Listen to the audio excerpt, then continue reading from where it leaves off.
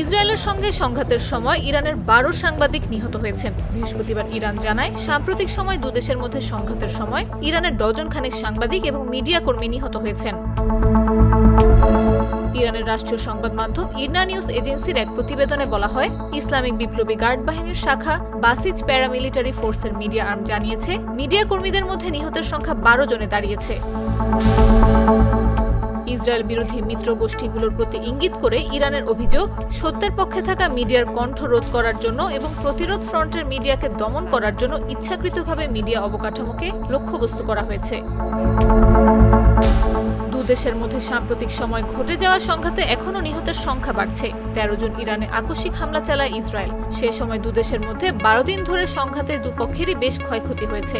ইরানের সামরিক স্থাপনা, পারমাণবিক স্থাপনা এবং আবাসিক এলাকা লক্ষ্য করে বড় ধরনের হামলা চালায় ইসরায়েল। জবাবে তেহরানও পাল্টা হামলা চালিয়েছে।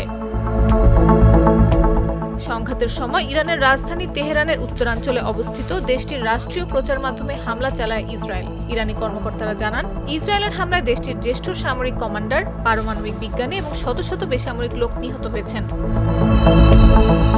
এখন পর্যন্ত মৃতের সংখ্যা ১০৬০ জনে দাঁড়িয়েছে বলে জানা গেছে। এদিকে ইরানের পাল্টা হামলায় ইসরায়েলে এখন পর্যন্ত কমপক্ষে ২৮ জন নিহত হয়েছেন। নিউজ ডেস্ক, জাগো নিউজ।